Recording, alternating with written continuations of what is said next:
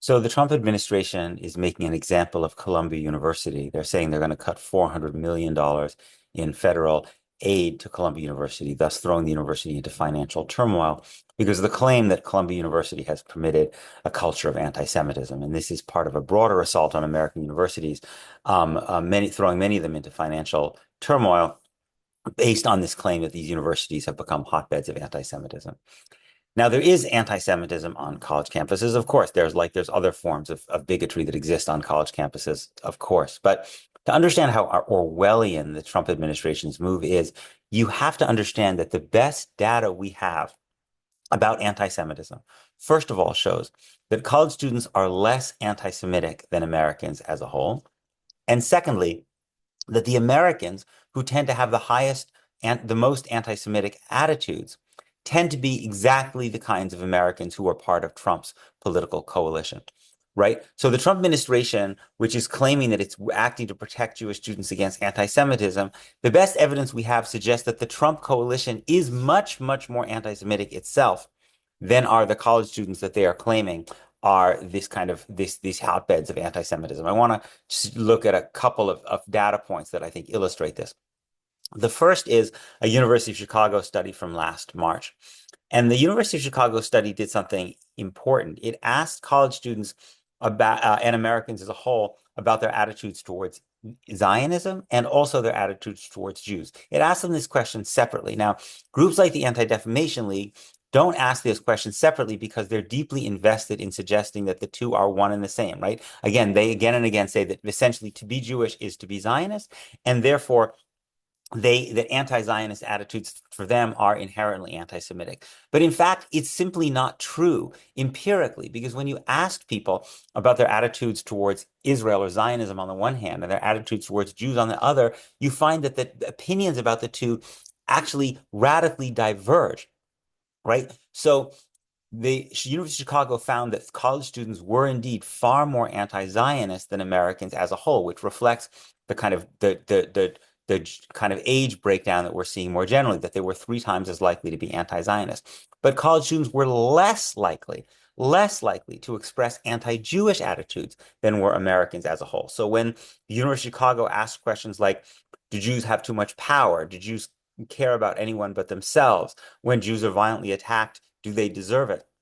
They found that college students were significantly less likely to give anti-Semitic answers to those questions, even though they were more likely to be anti-Zionist than Americans as a whole. And when you look at Americans as a whole and you say, which are the group of Americans who have the highest degree of anti-Semitic attitudes, you find that those Americans who express the most anti-Semitic attitudes are not on the anti-Israel left. They are on the pro-Trump right.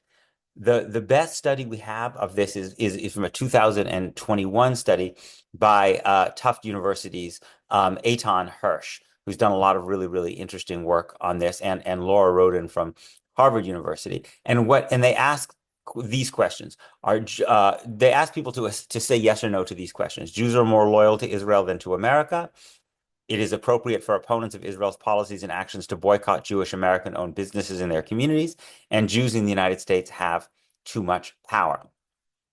They find in response to this, I'm going to quote, that they say, for overt measures, we find anti-Semitic attitudes are rare on the ideological left, but common on the ideological right. So just like the University of Chicago study, they're finding that even though Jews on the left are more critical of Israel and Zionism, they're less likely to answer these questions about Jewish power and Jewish loyalty in an anti-Semitic way than are Americans on the right. And Hirsch and Royden note that even on the question of whether Jews should be boycotted because they support Israel, people on the left are less likely to say they should than people on the right, which again shows the same thing that the University of Chicago study showing, which is that actually Americans on the left are quite able to distinguish between their negative attitudes towards Israel and Zionism on one hand and their attitudes towards Jews on the other. even though groups, the American Jewish established groups like the Anti-Defamation League are constantly insisting that basically, if you're anti-Zionist, you are also anti-Jewish.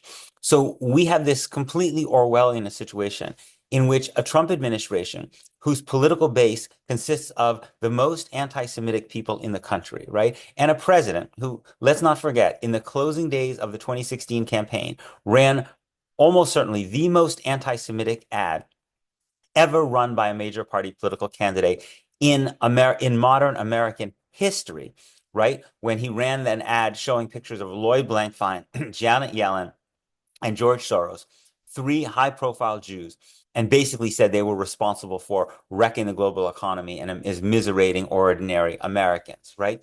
That president and that political coalition are now, we're supposed to believe that their assault on these universities is because they're so concerned about Jewish students and they're so concerned about anti-Semitism. In fact, what they're doing is using Jews as a pretext for an attack on universities that they hate because these universities are outside of their control and because these universities, as universities have been in America for a long time, are centers of progressive dissent against right-wing authoritarian and kind of more generally establishment or kind of capitalist politics, right? They're a set of entities that are outside of the control of the Republican Party, outside of the control of the Trump administration. And if you're trying to create an authoritarian state, you're going to crack down on all of the institutions inside the government and then beyond the government, like in the media, universities, et cetera, that are outside of your control. So you can centralize control, right? So you can destroy and cripple any institutions that might be areas that could breed resistance to your power. That's what's happening. And in a kind of transparently false way, Jewish safety is being used as the excuse for this. And what makes it all the more infuriating and tragic is that the mainstream Jewish organizations like the ADL are essentially going along with this, right? Because they see universities as places that are incubating opposition to Israel, criticism of Israel, and a desire to change US policy. And they have put the interest of defending the Israeli state above the interests of what's actually in the interest of most American Jews, and indeed above the interest of protecting American liberal democracy. There's something just astonishing about watching the American Jewish establishment be complicit in an attack on American universities, when American universities have been so central to American Jewish success and flourishing. And yet, in an effort to prevent these universities from producing political resistance to the state of Israel, groups like the ADL and other established American Jewish organizations are willing to be complicit in an assault on these universities, which is also an assault on American liberal democracy.